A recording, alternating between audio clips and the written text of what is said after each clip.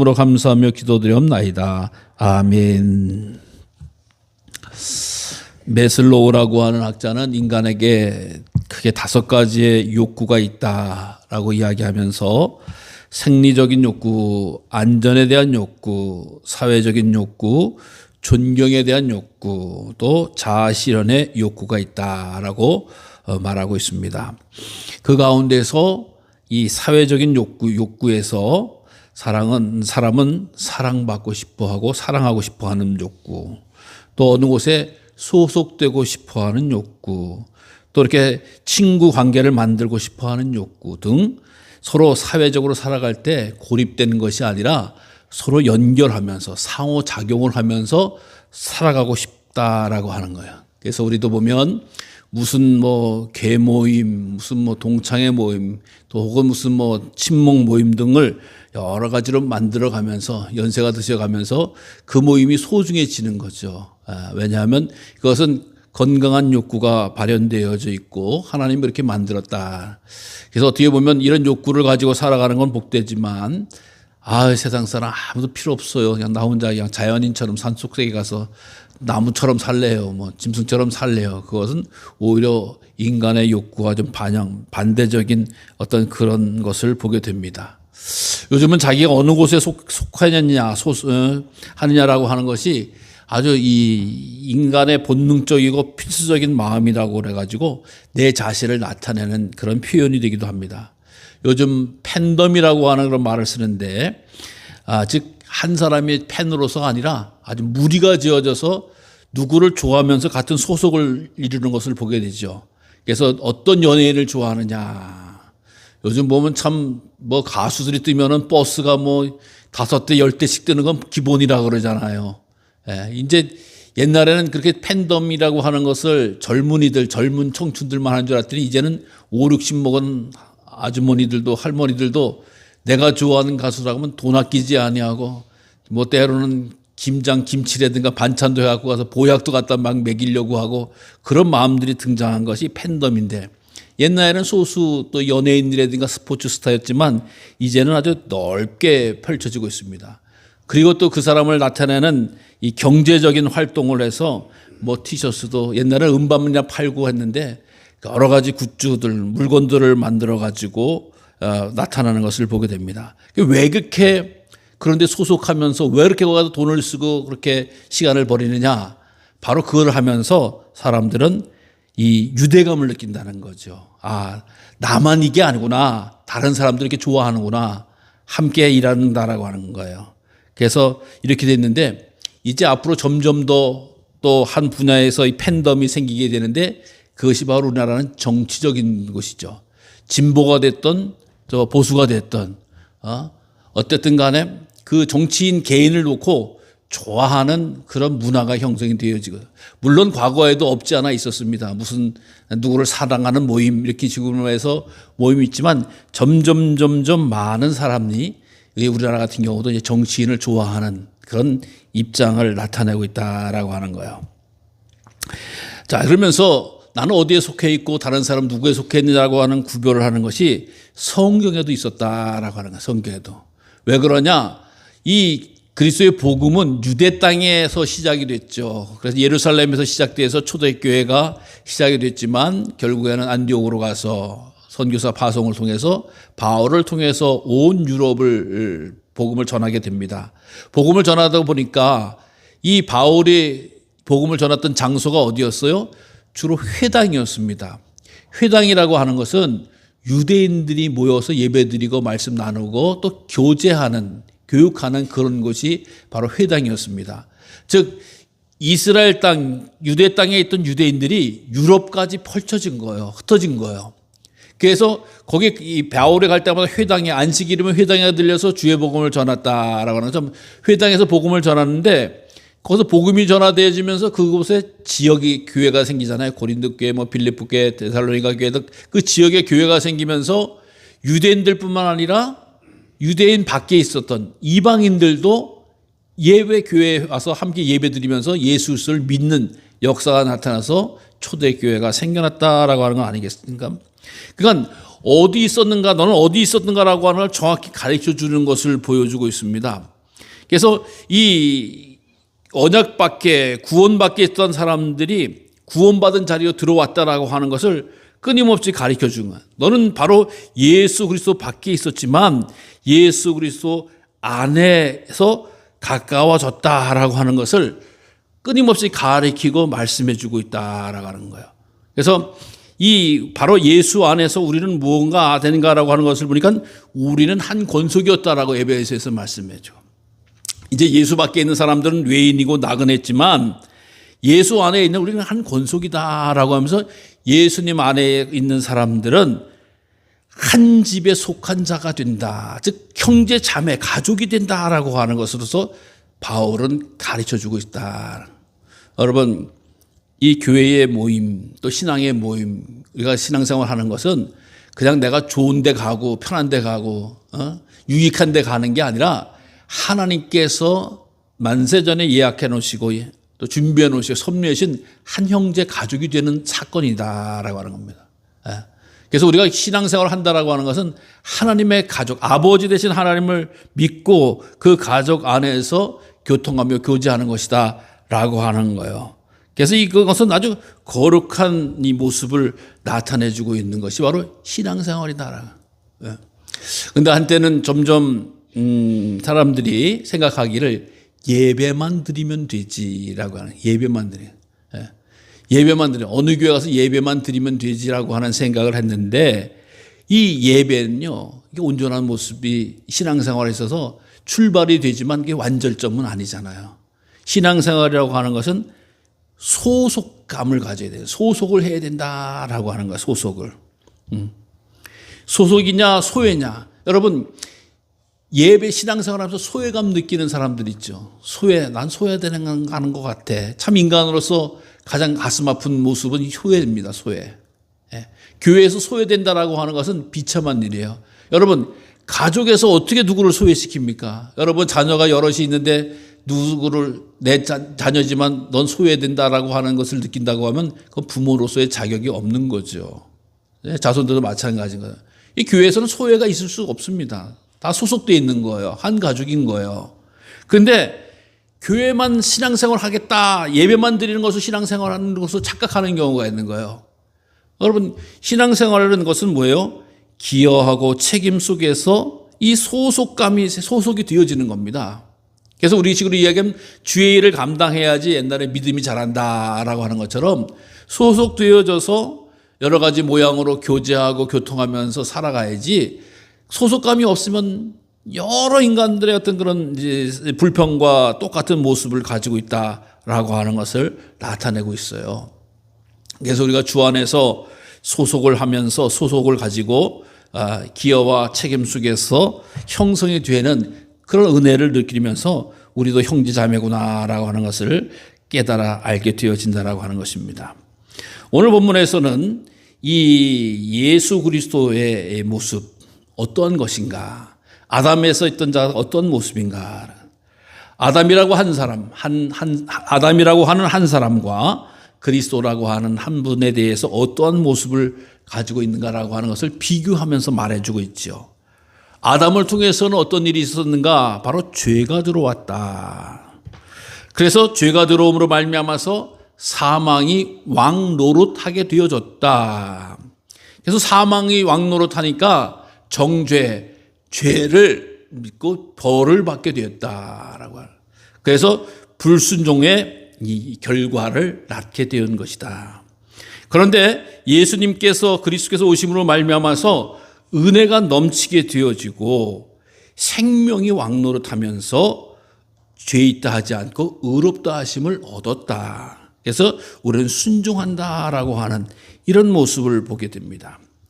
한 사람으로 말미암아 죄가 세상에 들어왔다라고 하는 겁니다.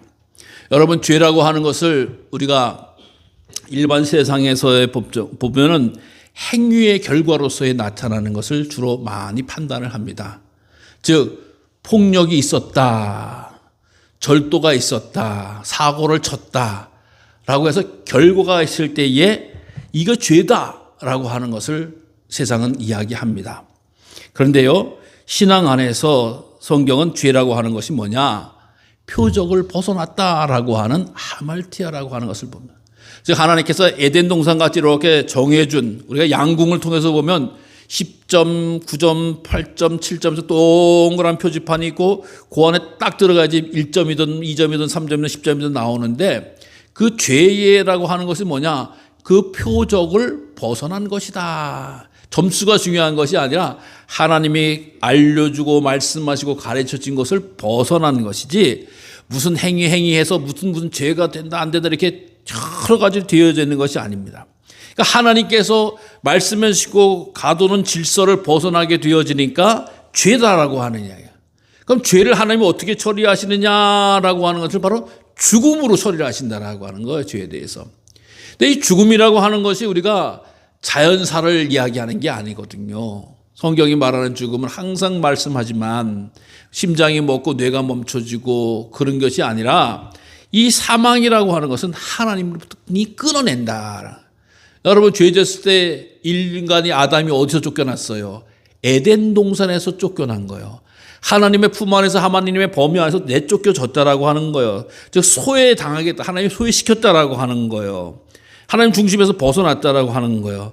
그래서 이 죄라고 하는 것의 결과는 하나님과의 단절이고 하나님과 분. 그러니까 하나님이 단절하니까 어떤 일이 벌어집니까? 사망이 왕노릇한다. 즉 어떻게 보면 사단이 왕노릇한다. 그러니까 사망의 노예가 된다라고 하는, 죄의 노예가 되는 것이 바로 하나님과의 죽음 관계다, 죽음에 있는 관계다라고 하는 거예요. 그래서 하나님께서 이 죄라고 하는 것을 끔찍이 싫어하시고 미워하시고 이 대안을 위해서 크게 계획하셔서 바로 예수 그리스도를 이 땅에 보내주셨습니다.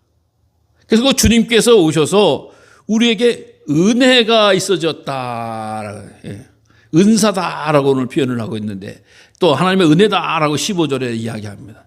여러분, 은혜라고 하는 것은 뭐지요? 값없이 주시는 거예요. 값없이. 뭐 좀 주세요라고 해서 받아내는 게 아니에요. 어떻게 해요? 여러분, 명절에 잘들 지내시고 오셨는 자들 얼굴이 확 피셨는데, 부모가 자녀가 오면 우리 애가 뭐가 필요할 텐데 라고 해서 때로는 뭐 참기름도 주고 고추장도 주고 챙겨서 주죠. 또 더 이렇게 보니까 아이고 요번에 손자가 대학을 가네, 혹은 무슨 무슨 회사를 취업했네, 그래서 애들 등록금을 대줘야 되겠네, 혹은 양복을 대줘야 되겠네, 양복을 한번 해줘야 되겠네, 양장을 한번 해줘야 되겠네 라고 해가지고 부모님이 준비를 합니다. 그래서 딱 주는 거예요. 그러면 얘가 생각을 못 했는데 정말 그걸 받았을 때 기뻐할 때, 이게 바로 은혜인 거예요. 우리 할아버지가 뭐 주나 안 주나, 할아버지 사줄 거죠 안 사줄 거죠, 뭐 이렇게 얘기하면 거래가 되고 요청이 되지만, 전혀 우리 할아버지 할머니가 그런 거 생각해서 안 해주지 못했는데, 기대하지 않았을 때에 말로 상상할 수 없는 큰 선물을 받는 게 은혜인 거예요. 여러분, 예수님을 우리 인간들이 하나님 구세주를 보내주세요, 우리를 죄와 사망에서 구원해주세요 라고 해서 요청해서 온 분이 아니잖아요. 하나님께서 죄와 사망 가운데서 마귀의 종로로 타는 자들을 불쌍히 여기셔서 유일하신 독생자, 또 하나님 당신 스스로가 인간의 몸을 입으시고 이 땅에 오셔서 그 죄와 사망을 구원해 주신 것이 바로, 이것이 바로 은혜라고 하는 거예요. 그러니까 우리들의 요청이 아니고 또 받아야 될 자격이 있어서 받는 것이 아니고, 전적인 하나님의 사랑이 차고 넘치는 것이 이게 은혜라고 하는 것입니다. 그래서 은혜를 받게 되어지니까 어떻게 돼요? 생명 안에서 17절에 보면 왕노릇하리라, 한 사람 좀 왕노릇하여. 생각해 보세요. 죄가 왕노릇하고 사망이 왕노릇하다가 누가 이제 왕노릇하는 거예요? 우리가 왕노릇하는 거야. 왕노릇하리라. 그러니까 죄의 노예에서 예수 그리스도 안에 있으면 그리스도 안에서는 성도가 왕노릇한다라고 하는 거야. 왕노릇한다. 여러분, 우리가 늘 왕에 대해서 묵상하라고 생각을 하지만, 왕이라고 하는 존재는 어떤 거예요? 유일한 존재예요. 유일한 존재. 단 한 사람이고, 그 나라에 왕이 둘이 있을 수가 없는 거죠. 요즘 우리나라에서 영화에서도 왕에 대한 영화가 아주 히트를 치고 있는데, 왕이 다른 왕을 세우려고 하니까 한 왕을 죽여버리는 거예요. 근데 그 한 왕이 되면 어떻게 돼요? 입법권, 사법권, 무슨 저리권 행정권을 다 갖는 거예요. 그 나라에 대해서.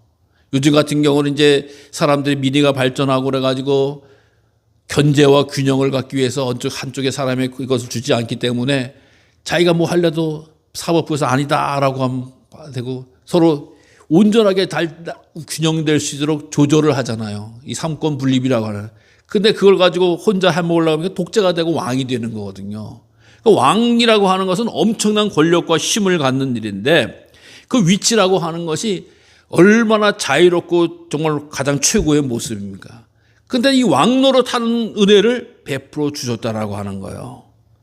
그래서 이 죄에 이르렀던 사람들은 바로 정죄에 이르렀다라고 죄의 값을 치르게 된다는 거예요. 판결을 받는다.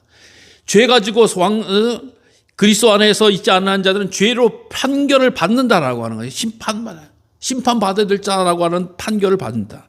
그런데 순종하는 믿음의 자녀들에게는 의롭다라고 의리 되어져서 지위로 세워준다라고 하는 이런 말씀이에요. 그러니까 우리들의 모습이 이렇게 주 안에서 있다라고 하는 것은 귀한 일이고, 특별히 오늘 본문에처럼 인간은 믿음의 사람들은 한쪽은 그리스도 안에 한쪽은 범죄 안에 있을 수가 없다라고 하는 거야. 양발을 거칠 수 없다라고 하는 거야. 여러분 흔히 하는 말로서 뭐 누구도 좋고 막 이렇게 얘기해서 그 중에 한 분 하나님도 좋고 누구도 하면 하나님도 좋고 예수님도 좋고 이렇게 포함시키는 것이 아니라고 하는 거예요. 하나님이든지 아니든지라고 하는 것을 말씀해 주고 있다라고 하는 것입니다. 오늘 믿음의 성도들, 우리는 반드시 기억해야 됩니다. 나는 바로 예수 그리스도 안에서 하나님의 존재가 하나님의 사랑으로 구원받고 또 하나님의 놀라운 은총 가운데에서 주의 사랑으로 걷는다라고 하는 것을 꼭 기억하시길 바랍니다. 우리 인간은요, 어떻게 보면 스스로 소외를 시키는 그런 존재일 수도 있어요. 세상 사람들은요, 내 자신을 주로 나타날 때 자기가 자랑하고 싶은 것을 이야기해요. 다른 사람들에 비해서 내가 뛰어나고 너는 이만치 못하다. 그래서 뭘 얘기해줘? 자기 학력을 얘기해요. 자기 직업을 얘기해요. 자기 재산을 이야기합니다. 자기 자녀들이 어떻다라고 하는 것을 이야기합니다. 그걸 가지고 이야기하면서 어떻게 해요? 내가 올라가지만 다른 사람은 소외시키는 게 세상의 원리예요. 여러분, 이게 세상의 원리고 이게 세상의 방법입니다. 그래서 너는 나와 같지 않지, 너는 나보다 못하지 라고 하는 걸 전제로 해서 이야기합니다. 그러나 믿음의 성도들은 이 세상의 원리와 법칙이 아니라 나는 주님의 자녀다라고 하는 것을 기억하면서 살아간다라고 하는 거야. 그래서 나는 하나님의 나의 아버지고 나는 하나님의 자녀라고 하는 것처럼 하나님의 관계를 놓치지 않고 살아가는 것이 바로 믿음의 자녀다라고 하는 거야. 여러분, 우리가 세상의 것을 가지고 살아갈 때는요, 비교해야 되고 경쟁해야 되고 불안해야 되고 또 갈망해야 되고 이렇게 되는지 알 수가 없는 겁니다. 근데 믿음 안에서 가면 나는 그리스도 안에서 왕노릇하는 의인이다, 믿음의 자녀다라고 하는 복음의 확신을 갖고 살아가야 된다라고 하는 것입니다. 근데요, 우리가 살아가다 보면 그렇지 못합니다. 어떤 일이에요? 항상 나를 좋게 귀하게 여기는 생각들을 자꾸 공격하는 마음들이 있어요. 그것이 뭐냐? 감정이 앞설 때다. 감정이 나올 때다라고 하는 거예요. 내가 신앙생활을 하면서 내가 하나님 앞에 속한 거야, 안 간 거야, 이런 식으로 헷갈릴 때가 있다라고 하는 마음이 들 때가 있는 거야. 하나님이 날 사랑하시는 거야, 안 하시는 거야? 아, 나는 옛날에 지은 죄가 이러이러한 죄가 있는데 이 죄 때문에 내가 구원받지 못하는 거 아니야 라고 하면서 자기 스스로 자기를 너무나 잘 알기 때문에 어느 날 갑자기 그런 것이 나를 괴롭게 하는 거예요. 이게 지금 뭐냐? 죄책감이죠. 내가 과거에 지었던 어떤 윤리적인 거나 다른 또 어떻게든 지었던 잘못된 것이 내 속에 깊숙한 데 있어서 어느 날 갑자기 들어오면 두렵고 떨리고 염려스럽고 걱정스러울 때가 없지 않은 게 우리 인간입니다. 이것은 바로 감정이에요. 그래서 죄가 얼마나 지독한지 알 수가 없습니다. 예? 죄가 얼마나 지독해요. 근데 이런 이 죄 때문에 자꾸 내 생각을 더럽히게 하고 불안하게 하고 능력 없는 것처럼 믿음을 파괴하려고 하고.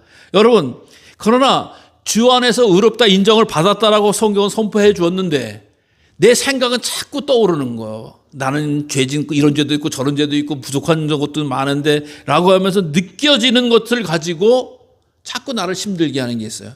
여러분 이것을 내려놓으시기 바랍니다. 해결 받으시길 바랍니다. 감정은 변하는 거예요.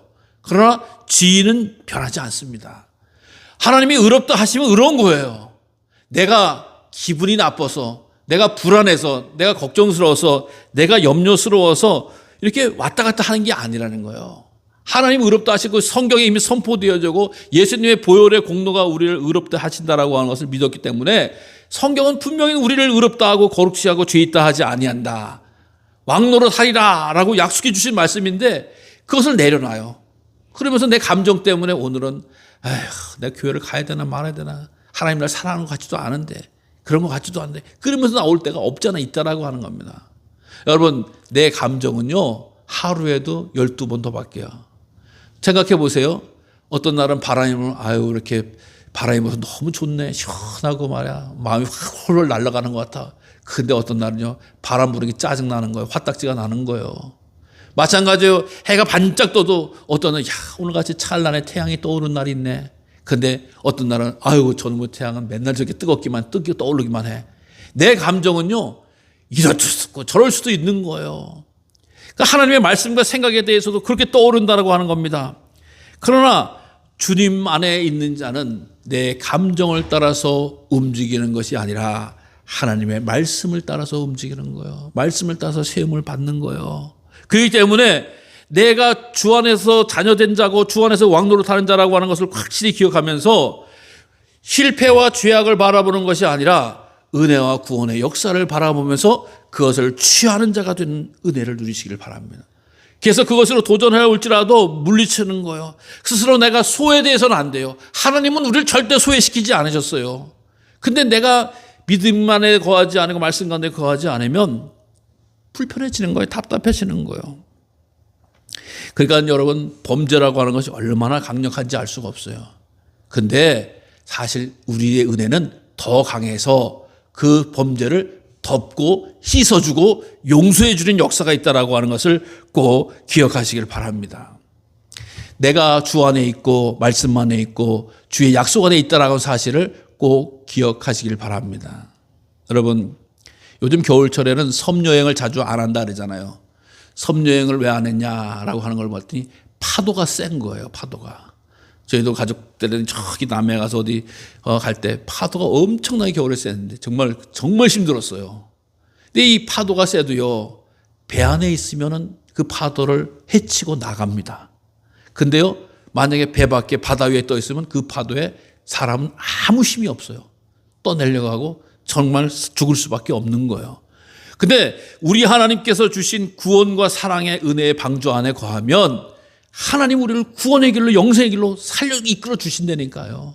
그렇기 때문에 내가 말씀 안에 거하고 주님 안에 있다라고 하는 것이 얼마나 귀하고 감사한 일인지 알 수가 없습니다. 여러분 교회를 다니지만 여전히 아담 안에서도 살 수가 있는 거예요.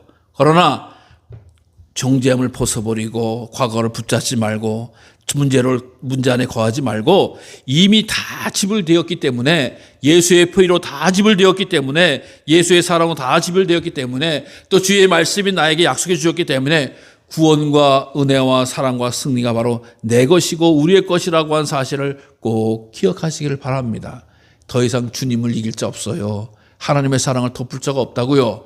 그래서 우리에게는 믿고 따르고 의지할 것이 하나님의 말씀이고 그 말씀을 통해서 귀한 생명을 누리고 천국을 바라보면서 소망 가운데 거하게 된다라고 하는 것을 꼭 믿으시기를 바랍니다. 그래서 이 사순절에 주님 십자가에 달려 돌아가셨대, 피 흘리셨대 라고 하는 것이 그친 게 아니라 그 피가 내 죄를 씻고 그 피를 믿음으로 말미암아 정죄를 당하지 않고 의롭다 하심을 선포해 주셨으며 내게는 왕노릇하는 권세를 주셨다라고 한 사실을 회복하시고 단단히 붙드셔서 여러 가지 생각으로 감정으로 다가오는 사단의 괴계를 물리치시고 말씀 가운데 우뚝 서서 소망과 생명이 충만한 우리 성도님들 되시기를 간절히 주님의 이름으로 축원합니다.